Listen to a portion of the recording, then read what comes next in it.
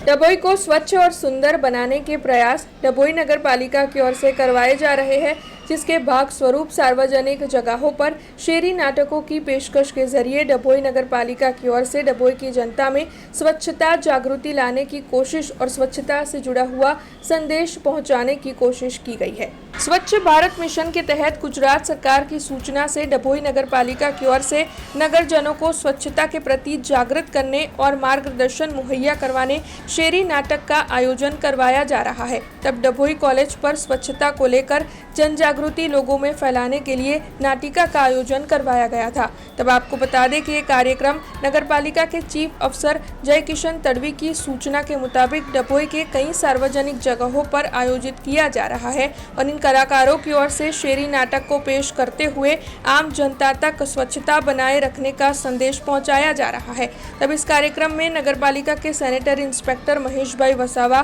भविष्यबेन परमार, नगर पालिका की सैनिटरी शाखा के सब इंस्पेक्टर इकबाल भाई मंसूरी, शाखा के सुपरवाइजर अल्पेश भाई सोलंकी और अन्य अग्रणियों की मौजूदगी भी दर्ज की जा रही है। स्वच्छ भारत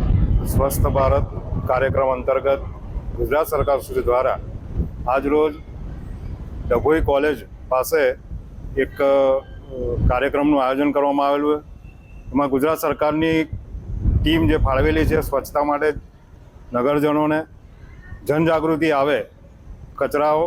ગમે ત્યાં ફેંકે ના, ગંદકી ગમે ત્યાં કરે ના, એના માટે એક ટીમ ફાળવી હતી અને ટીમ દ્વારા એક સુંદર મજાનું આયોજન કરી ડભોઈ શહેરના નાગરિકોને જાગૃતતા લાવેલ છે। અને આ કાર્યક્રમ આજ રોજ 3 થી 4 જગ્યા પર જાહેર સ્થળો પર કાર્યક્રમ કરવાનો છે અને કાર્યક્રમના ભાગરૂપે તેઓ દ્વારા ગંદકી કરે નહીં અને નગરજનોને જાગૃતિ આવે એવું સુંદર મજાનું આયોજન ડભોઈ નગરપાલિકાના chief officer Shri Jaykishan Tadvi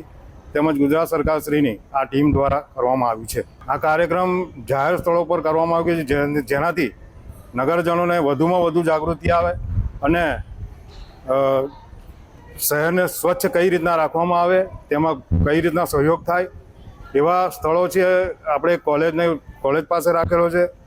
ST depot જ્યાં નાગરિકોની વધુ અવરજવર રહેતી હોય છે ત્યાં રાખવામાં આવેલો છે। તથા વડોદરી ભાગોળ કિલ્લાની બાજુમાં સરદારશ્રીનું જે સ્ટેચ્યુ આવેલું છે ત્યાં ચોગાનમાં રાખવામાં આવેલ છે। हमसे जुड़े रहने के लिए हमारे YouTube चैनल को सब्सक्राइब करें और नई वीडियो की नोटिफिकेशन के लिए बेल आइकॉन को दबाएं।